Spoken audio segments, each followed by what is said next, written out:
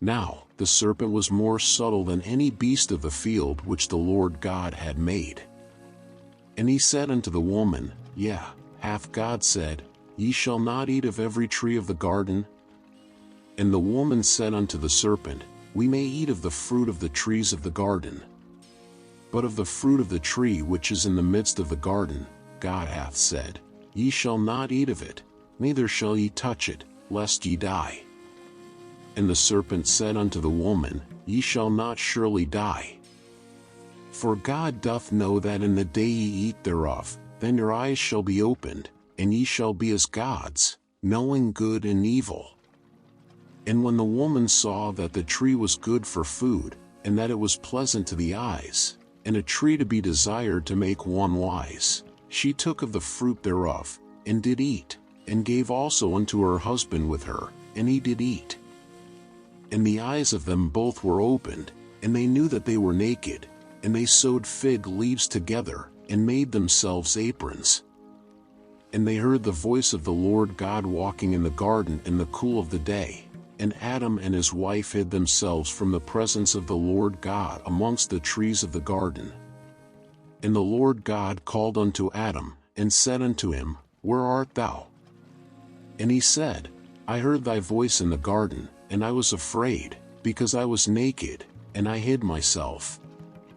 And he said, Who told thee that thou wast naked? Hast thou eaten of the tree, whereof I commanded thee that thou shouldest not eat?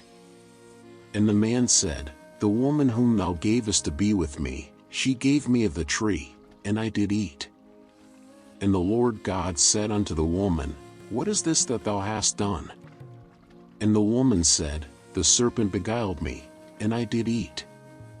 And the Lord God said unto the serpent, Because thou hast done this, thou art cursed above all cattle, and above every beast of the field. Upon thy belly shalt thou go, and dust shalt thou eat all the days of thy life. And I will put enmity between thee and the woman, and between thy seed and her seed. It shall bruise thy head, and thou shalt bruise his heel. Unto the woman he said, I will greatly multiply thy sorrow and thy conception. In sorrow thou shalt bring forth children, and thy desire shall be to thy husband, and he shall rule over thee. And unto Adam he said, Because thou hast hearkened unto the voice of thy wife, and hast eaten of the tree, of which I commanded thee, saying, Thou shalt not eat of it, cursed is the ground for thy sake, in sorrow shalt thou eat of it all the days of thy life.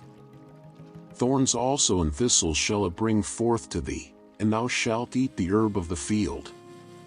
In the sweat of thy face shalt thou eat bread, till thou return unto the ground, for out of it wast thou taken, for dust thou art, and unto dust shalt thou return. And Adam called his wife's name Eve, because she was the mother of all living. Unto Adam also and to his wife did the Lord God make coats of skins, and clothe them.